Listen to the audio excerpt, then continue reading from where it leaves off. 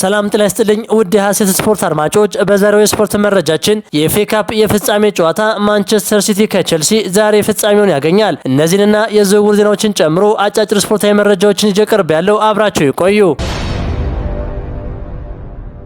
የ19 ዓመቱን ተስፈኛ የላይፕዚግ ተከላካይ ያንዲዮ ማንዴን ለማስፈረም የሚፈልግ ክለብ 80 ሚሊዮን ፓውንድ ማዘጋጀት እንዳለበት ተገልጿል። ቼልሲና ሊቨርፑል ተጫዋቹን ለማስፈረም ፍላጎት ቢያሳዩም ተጫዋቹ ግን በአሁኑ ሰዓት ላይፕዚግን ለመልቀቅ እንደማይቸኩል ዘ አትሌቲክ ዘግቧል።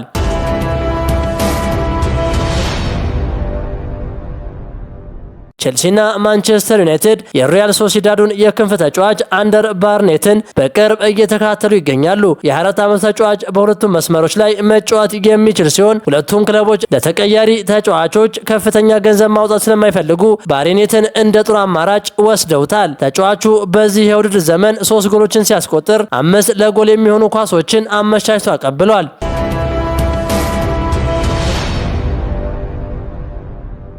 ከጋርዲያን ስፖርት የወጣው አዲስ መረጃ እንደሚያመለክተው በቼልሲና በዣቪ አሎንሶ መካከል የሚደረገው ድርድር ወደ ተሻለ ደረጃ ተሸጋግሯል። ዣቪ አሎንሶ ወደ ቼልሲ ለመምጣት አንዳንድ ዋስትናዎችን የጠየቀ ሲሆን ከነዚህ መካከል አዳዲስ ተጫዋቾችን በመመልመልና በመቅጠር ረገድ የራሱ የሆነ የውሳኔ ድርሻ እንዲኖረው ይፈልጋል። ቼልሲ ለአሰልጣኙ የሚፈልጉትን ነገሮች በሙሉ ለመስጠት ፍላጎት እንዳለው ፍንጮች ታይተዋል። በእግር ኳሱ ኢንዱስትሪ ውስጥ በሁለቱ ወገኖች መካከል ስምምነት ላይ ለመድረስ ያለው እድል ከጊዜ ወደ ጊዜ እየጨመረ መሆኑ ይታመናል። ቼልሲም በበኩሉ ቡድኑን በአግባቡ ለማጠናቀቅ ከፍተኛ ጥራት ያላቸውን የመሃል ተከላካዮችና ምርጥ የግራ መስመር ተጫዋቾች በማምጣት አሎንሶን ሙሉ በሙሉ ይደግፉታል ተብሎ ይጠበቃል።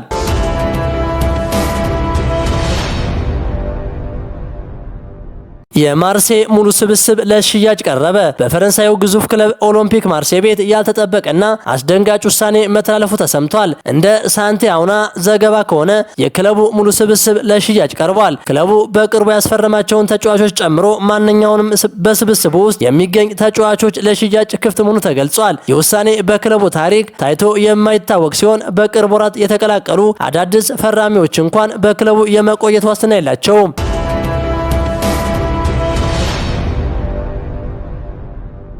ሊቨርፑል የተከላካይ ክፍሉን ለማጠናከር የክሪስታል ፓላሱን የ26 ዓመት ፈረንሳያዊ ማክሲነስ ላክሮክስን በቅርበት እየተከታተለ ይገኛል። በፕሪሚየር ሊጉ ባሳየው አስደናቂ ፍጥነትና በአየር ላይ ኳሶች ባለው ብቃት በአርነ ስሎት አይን ውስጥ ገብቷል። ክለቡ ለቫንዳይክ እና ለኮናቴ ተጨማሪ ጥንካሬ የሚሆን ወጣት ተከላካይ ይፈልጋል። ፓላሶች ተጫዋቹን በቀላሉ የመልቀቅ ፍላጎት ባይኖራቸውም ሊቨርፑል ግን በክረምቱ የዝውውር መስኮት ተጫዋቹን ወደ አንፊልድ ለማምጣት ከፍተኛ ፍላጎት እንዳለው እየተነገረ ነው።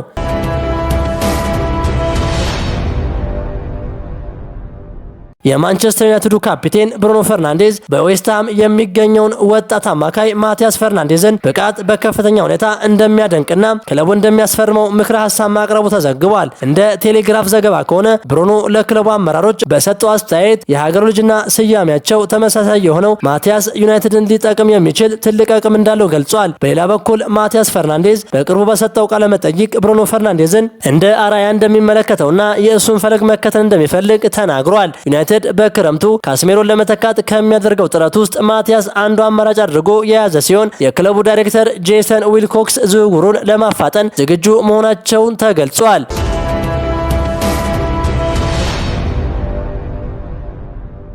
ሪያል ሶሲዳድ አትሌቲኮ ማድሪድን በማሸነፍ የ2025-26 የኮፓ ዴል አሸናፊ በሆነበት ጨዋታ ፈጣኗን ግብ ያስቆጠረው አንደር ባርኔቺያ የጊነስ ወርልድ ሪከርድ ተሸላሚ ሆኗል። የ27 ዓመቱ ስፔናዊ አጥቂ ክለቡን ቀዳሚ ያደረገች ግብ ያስቆጠረው በ14ኛው ሰከንድ ነው። ሪያል ሶሲዳድ ከ6 ዓመት በኋላ አትሌቲኮ ማድሪድን በመለያ ዓመት በማሸነፍ ዋንጫውን ማንሳቱ ይታወሳል።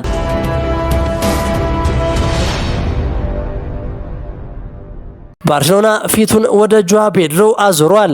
የጁሊያን አልቫሬዝ ዝውውር ውስብስብ የሆነ መምጣቱን ተከትሎ ባርሴሎና የብራዚላዊውን የቼልሲ አጥቂ ጆዋ ፔድሮን በዝርዝሩ ላይ ማስቀመጡን ሙንዶ ዲፖርቲቮ ዘግቧል። ባርሳ አልቫሬዝን የሮበርት ሌዋንዶስኪ ተተኪ ለማድረግ ቢያልምም አትሌቲኮ ማድሪድ ግን ተጫዋቹን ለተቀናቃኙ አሳልፎ ከመስጠት ይልቅ ለፈረንሳዩ ፒኤስጂ መሸጥን መርጧል። ፒኤስጂ ለአርጀንቲና አጥቂ አልቫሬዝ ከ100 ሚሊዮን ዩሮ በላይ ለመክፈል ዝግጁ መሆኑ ተሰምቷል። የባርሴሎናው ስፖርቲንግ ዳይሬክተር ዴኮ ጆዋ ፔድሮን እንደ ዋነኛ አማራጭ የወሰዱ ሲሆን ዝውውሩም ከአልቫሬዝ በበለጠ ለክለቡ አቅም የቀረበ ነው ተብሏል። እንደ ዘገባው ከሆነ ባርሴሎና ጆዋ ፔድሮን ለማስፈረም 70 ሚሊዮን ዩሮ አካባቢ ወጪ ሊያደርግ ይችላል።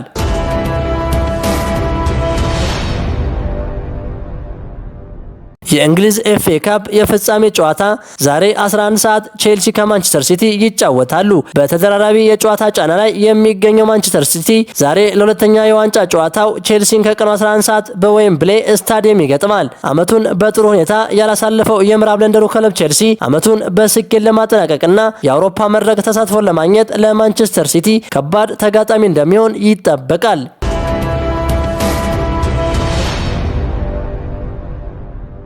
በእንግሊዝ ፕሪሚየር ሊግ 37ኛ ሳምንት መርሃ ግብር የሚደረጉ ተጠባቂ ጨዋታዎች ነገ ሰኞና ማክሰኞ ቀጥለው ሲደረጉ ማንቸስተር ዩናይትድ ከኖቲንግሃም ፎረስት ቀን 8 ተኩል ጨዋታቸውን ሲያከናውኑ፣ ብሬንትፎርድ ከክሪስታል ፓላስ፣ ኤቨርተን ከሰንደርላንድ፣ ሊድስ ዩናይትድ ከብራይተን እንዲሁም ወልቭስ ከፉልሃም በተመሳሳይ ምሽት 11 ሰዓት ጨዋታቸውን የሚያደርጉ ሲሆን ወራጅ ቀጠና ውስጥ የሚገኘው ዌስትሃም ዩናይትድ ኒውካስል ዩናይትድን ምሽት 1 ሰዓት ከ30 ያስተናግዳል። መርሃ ግብሩ ሰኞም ሲቀጥል የሊጉ መሪ አርሰናል ከበርንሌይ ምሽት 4 ሰዓት የሚገጥም ሲሆን መርሃ ግብሩ ማክሰኞም ቀጥሎ ሲውል በሊጉ ሁለተኛ ደረጃ ላይ የሚገኘው ማንቸስተር ሲቲ በርንማውዝን ምሽት 3 ሰዓት ከ30 ሲገጥም ቼልሲ ከቶተንሃም ምሽት 4 ሰዓት ከ15 ይገናኛሉ።